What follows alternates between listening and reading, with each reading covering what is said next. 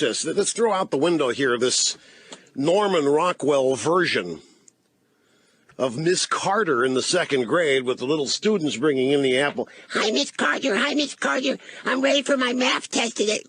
It's not what's going on. It's the whole educational system's been co-opted by people who have found an easy way to a good living. 1, 2, 3, 4.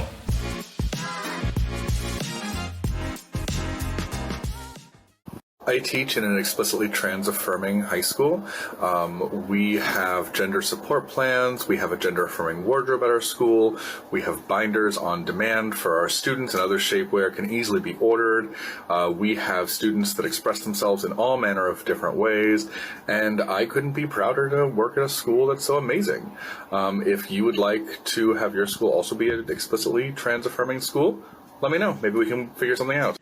So the conversation I talked about in my last video is a lot like a lot of the conversations I have about queerness and transness with my kids. Because I work in a conservative area and I'm an out non-binary trans teacher, I have to tread very lightly for fear of losing my job. And so a lot of times I put it in terms of hypotheticals with the kids. I say, oh, some people like to use this. When I talk about my title, mix, I say, oh, it's just a third alternative to Mr., Ms. that some people like to use. I let them kind of draw their own conclusions when it comes back to me, while also keeping it general enough to not bring the heat on myself. Of your children, that's not who they are. They are left-wing activists, active members of unions who are oriented first by a political agenda, second by their own well-being, and your kids come last. Can we just get that out in the open? And it's been apparent since this whole thing started, now taking these little students and turning them into pawns to advance the teacher and the union agenda. And it's all about, I know I'm going to get in trouble for this, but it's all about people who know full well that they're getting a deal their states can't afford. The thing is, man, I agree with Rush. I mean, these teachers, these leftist, liberal teachers, not all, but most.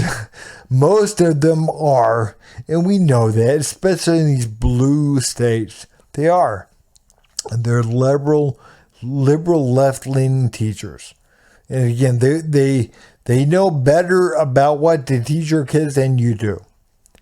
Some 25-year-old purple-headed weirdo, hey, look, they know better than what, you do. They know better than the 40, 50-year-old, they know better. Because, again, they got a degree from Berkeley or something, and again, so they know better. They know better. They want to teach your kids, not math, not English, not writing, not arithmetic, they want to teach your kids gender queer theory.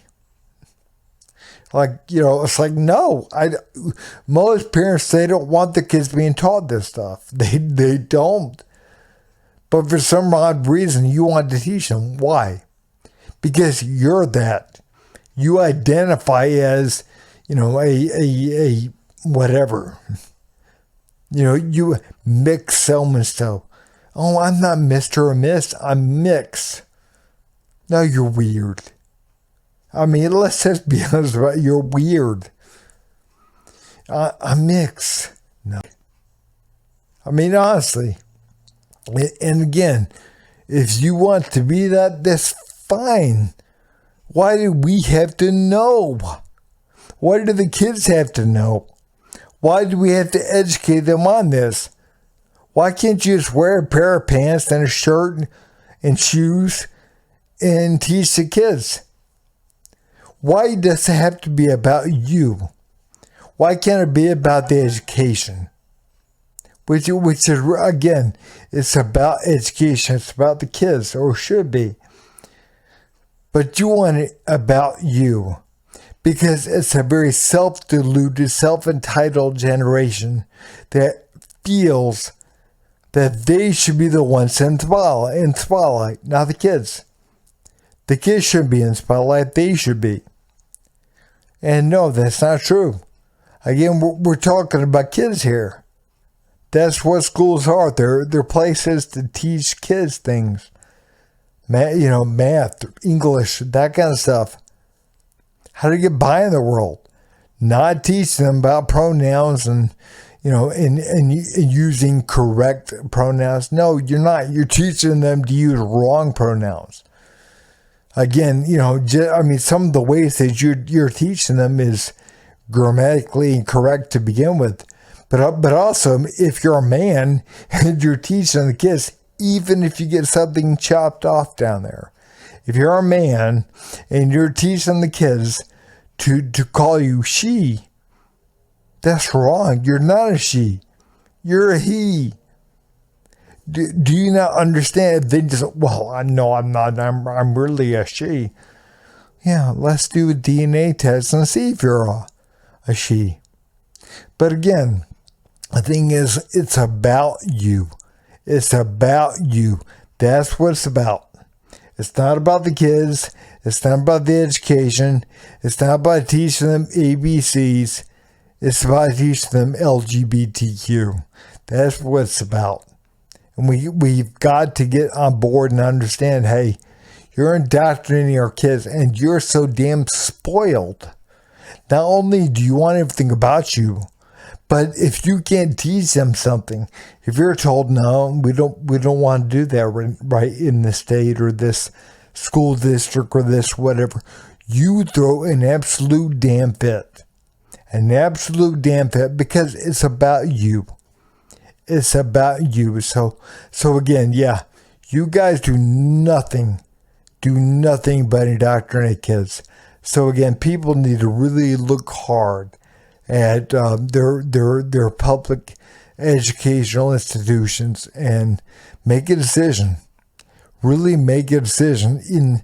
I'm not saying in all areas. In certain areas in the South, they're still pretty good. They're not teaching people, all this different stuff about, gender queer theory and everything else.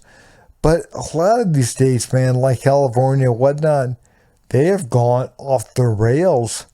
But of course, in California, like a 13, 14-year-old can go to that state, receive protection from the government so the parents can't come get them to get gender affirming care.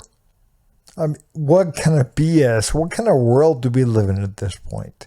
I mean, really, where is my country?